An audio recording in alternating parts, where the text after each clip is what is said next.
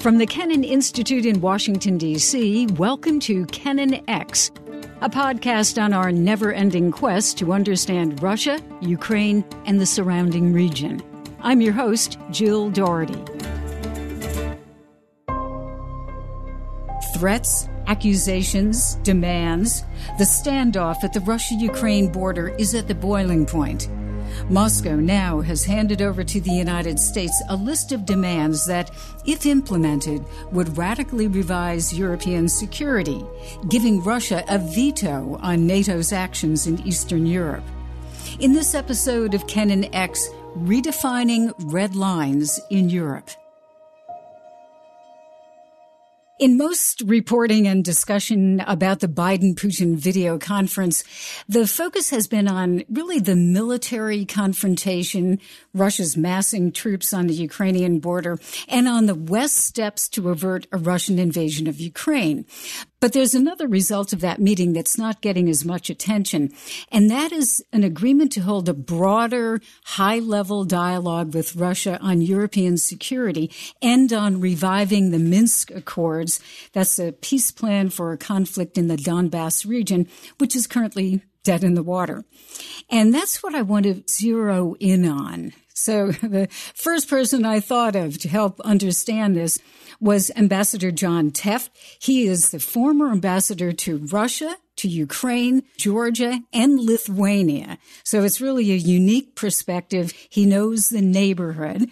And I've had the privilege of talking with Ambassador Tefft both in Moscow and in Washington. And thank you very much, Mr. Ambassador, for joining our podcast, and welcome.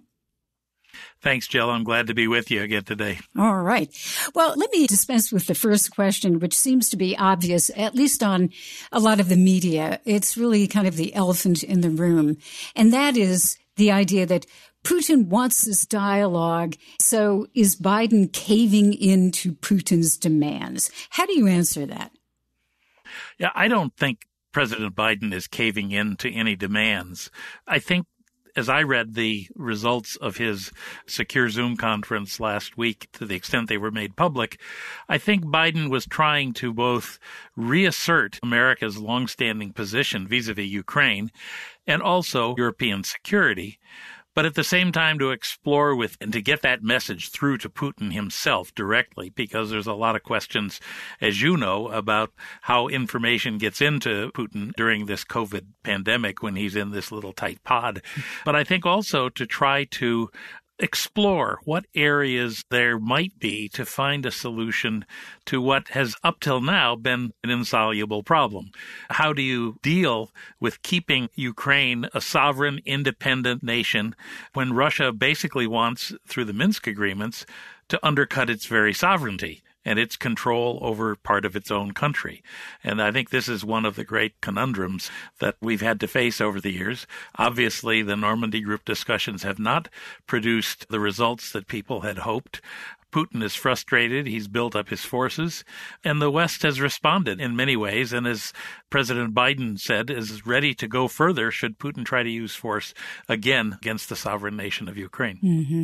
Putin has really been demanding for a very long time a larger discussion about European security. And I was reading, I think it was today, a statement by the Russian Foreign Ministry, and here's the way they define what he wants: a clear international legal agreement that can preclude NATO's further eastward advance and the deployment of weapons in Ukraine and neighboring states that would threaten Russia.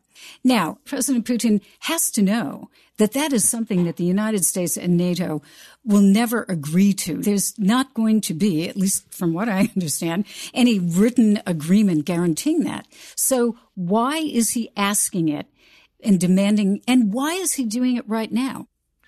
Oh, they're all excellent questions. I think that Putin has gotten frustrated. He has seen his efforts in Ukraine to try to control and dominate that country, going back all the way, I would say, even to the 2004 and 5 period during the Orange Revolution in Ukraine. He has seen those come to naught. He has invaded and taken Crimea. He has fomented a destabilizing war inside the Donbass. And yet he has not changed the mindset of the Ukrainian people or its political leaders. What you've ended up with, if anything, is growing anger. I read today an article that said there's no place that's more anti-Russia in the world today than Ukraine. There's over 13,000 people have been killed in the fighting in the Donbass. Many of those are Ukrainian soldiers, and lots of Ukrainian families have been touched by this. So I think the rhetoric that comes out of Moscow, Putin's view, which Dmitry Trenin of the Carnegie organization, the Carnegie Moscow office, said was based on myths, wrote a tremendous article back in October about this. People just don't believe in that in Ukraine. So you end up with this kind of logjam. You have no way of bridging, or have a very difficult time bridging, these gaps that exist between Russia and Ukraine, let alone between the larger sense of European security, the differences between NATO and Russia. I would just add one other point, Jill, and that is that we got to remember that when Putin invaded Crimea in 2014, there was a substantial amount of European security documents in place, whether it was the Budapest Memorandum, which guaranteed Ukraine's security when they gave up nuclear weapons back in 1992, or the Conventional Forces in Europe Agreement. By his invasion of Crimea, he, in effect, tore up all of those agreements. So what he's saying today is he wants a new security agreement, and I agree with you. I don't see NATO ever giving into this, because NATO, European Union, are all still trying to build a European security regime which will allow greater freedom for everyone, including the Eastern partners who are associate members in some cases, but not full members of the European Union. And the same really goes for NATO. Yeah, and I want to get into that a little bit, but I asked you why Putin is doing that at this point, demanding. Why did Biden agree to these talks that are taking place? I think they understood at the White House, and this is just my assessment, nobody's told me this, that the idea that they came into power with, that you could somehow put Russia in a box, even as you focused on the emerging security threat of China and all of its different aspects, that wasn't going to work. And I think, frankly, part of Putin's approach here has been to say, with this military buildup and other actions, Joe Biden, you can't do this. I'm a great power, and by God, you have to deal with me. So this is partly to get attention, and I think they've understood that now at the White House. Doesn't mean that China still isn't the greatest threat, or perceived as the greatest threat in Joe Biden's White House, but they have understood that they've got to deal with Putin, who is pushing hard to be resolved. Now, I think there's a couple of other factors on timing, and that is that Putin sees this as a moment when you've got a change in the German government, you've got deep divisions inside of the European Union between the Eastern and Western members, you've got what he perceives as a political chaos inside America with all of our polarization and division. He's got higher oil prices at this point. So from his standpoint, if you're tallying up all of the different strategic pluses and minuses, it looks like a good time to push hard. And his main technique of doing this, as he's done in the past, is to build up military forces and threaten his neighbors. Or in some cases, as we saw in Georgia and in Crimea, to invade and take land from its neighbors. This is Putin's modus vivendi. And anyway, I think the Biden administration understands this. I read this morning in one of the commentaries on Russian policy that Putin really wants a face-to-face meeting with President Biden next year. So that may be part of this too, all of which is to show people, by God, I'm still powerful and you can't ignore me. The talks are expected to include major members of NATO, but not the more recent members, the Bucharest Nine, as they're called, Poland, Romania, Bulgaria, Latvia, Lithuania, Estonia, Czech Republic, Hungary, and Slovakia, if I have my numbers correct here. Mm-hmm. Now, they're worried that the bigger members of NATO and the United States will decide this over their heads. So do you think that that is a legitimate concern? I understand completely where the Bucharest Nine are coming from. I served in Lithuania, and I stay in touch with friends in a number of those countries.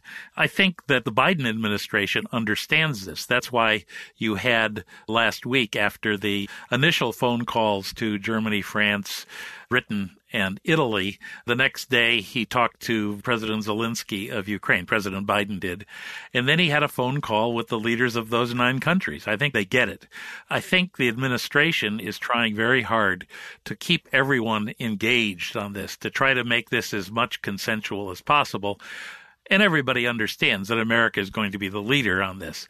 I think it's also a fact that Putin, I think he's despaired he's ever going to be able to get some real progress in the Normandy Group discussions with Germany and France. And he's really putting all his marbles on the United States. Now, I could make a case that going back even to 2014, I arrived in Moscow 6 months after the invasion of Crimea. Even back then, Putin, his mindset is very much, let's do a deal with America. Let's impose a settlement. Now, I don't think that would be successful even if we tried, not just because the allies would object, but in the end, trying to go over the heads of the Ukrainian people isn't going to work, as some term it a Yalta II kind of agreement. Those days are gone. And that's another one of the myths that I think Russia under President Putin continue to embrace. It's just not going to work. So the challenge with the Biden administration is to stay in touch with all of these people, to do what we've done for 70 years with a NATO treaty, to try to get all of the allies working together. And it's going to be hard. And Putin knows this because, of course, he's the only person who makes decisions on his side. And we have to try to build these consensual agreements within our NATO alliance, which is much bigger and more diverse than ever before. But American administrations have done this before, going back, I would argue, well into the 70s and 80s, the famous INF treaty negotiations. America can be a leader, but it has to spend a lot of time and work very hard at keeping all of the allies together, focused, and united in terms of our policy. This event that's taking place right now, namely the top U.S. State Department official for Europe, that's Assistant Secretary of State Karen Donfried, is traveling to Ukraine and to Russia. And again, this may be old news by the time we end up putting this live, our podcast, but then she's going to come back to Brussels to discuss everything that she discussed in Kiev and in Moscow.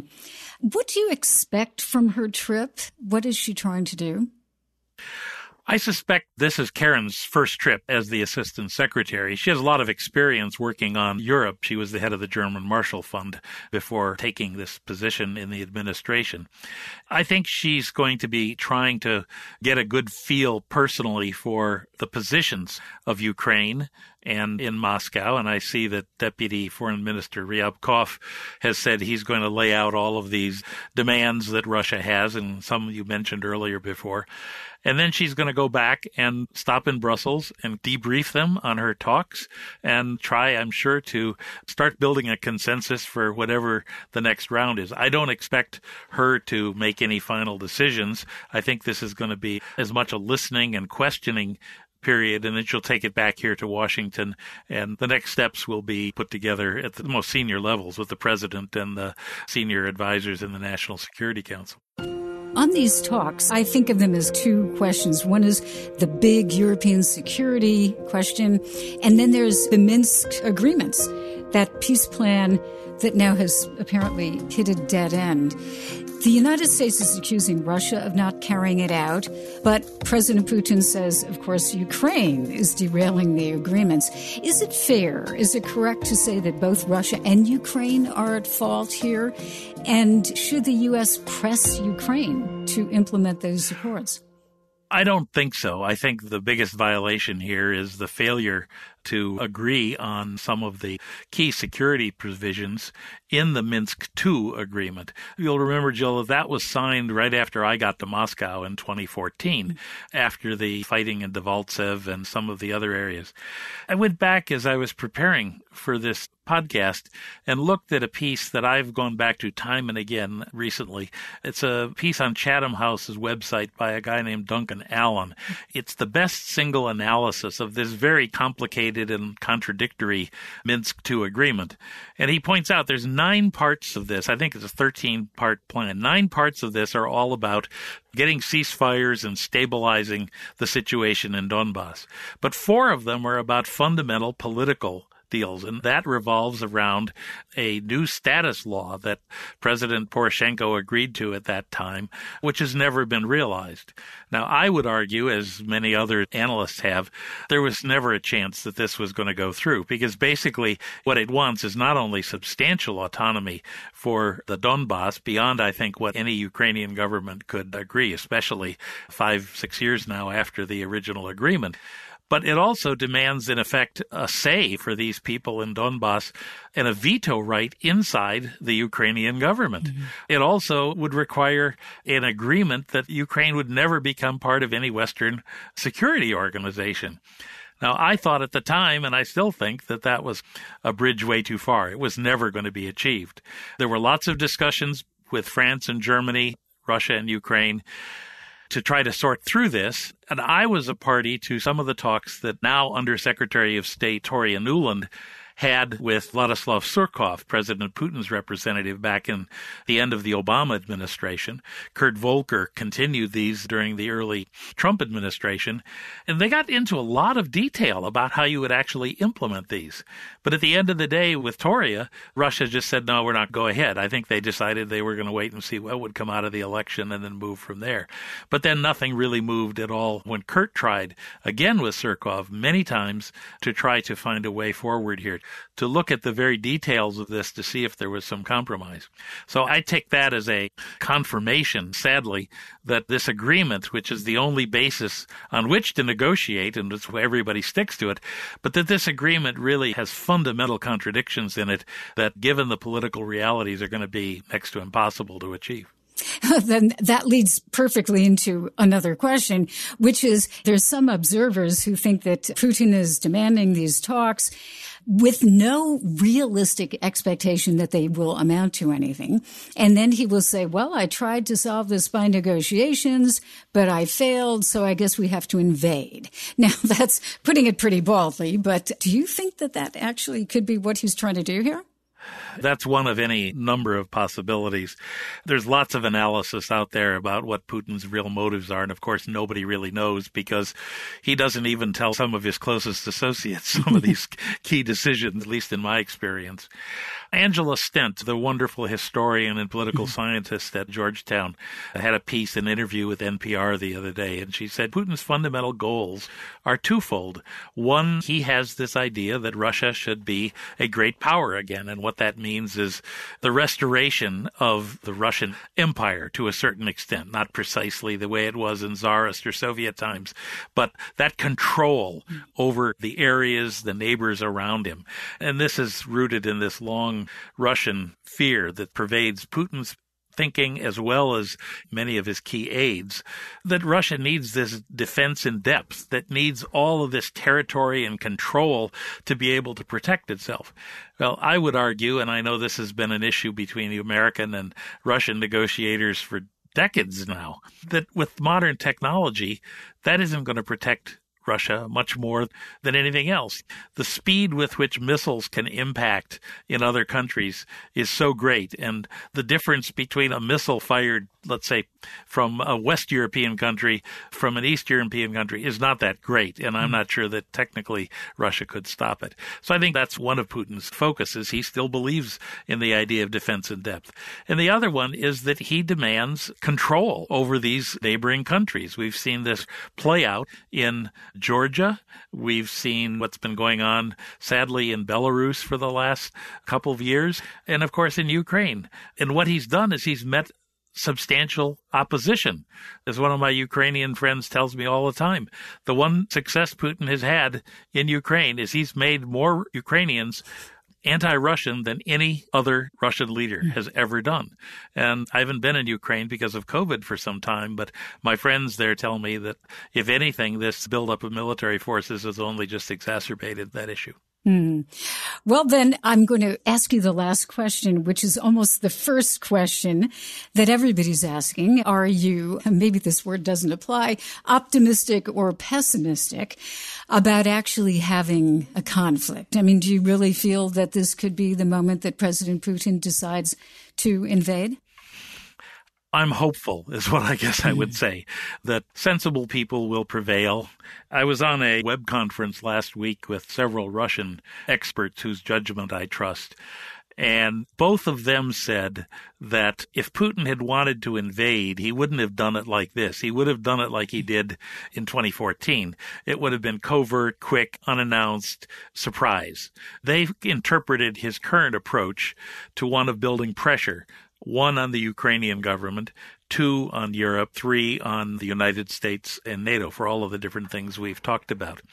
And I think nobody knows what Putin is actually going to do, but the cost of doing this domestically would be substantial. Not just the sanctions that President Biden has talked about, including taking Russia out of the SWIFT interbanking system, as well as sanctions on a variety of other entities like Rosneft and Gazprom, things like that. But the impact that this will have on the Russian population. Polls in Russia show that while taking Crimea was very popular, given the historical ties, the Donbas conflict has never been very popular. This is what my Russian friend said. It's hard to imagine how people would rally around a conflict that would undoubtedly be very bloody, which would bring back lots of Russian casualties. How to see this would be successful. And even more, the impact that the economy will have on ordinary Russians. The figure that one of them used was a decline in standard of living by 10.6% in Russia since 2013. Now, it would be substantially more than that. And I know that Russia has a very repressive regime and has been fighting the opposition, but Putin also has worked hard to try to build and sustain legitimacy among, if you will, the working and middle class to a certain extent. Would that stand up in the face of a Russian invasion that caused a lot of casualties and that caused Russia large economic losses? Anyway, if I had to guess today, I'd say we will work through this diplomatic side of things, and I don't know what Putin will do, but I certainly hope that he will think sensibly about this and take another approach. I don't have too much hope that he will change his mind.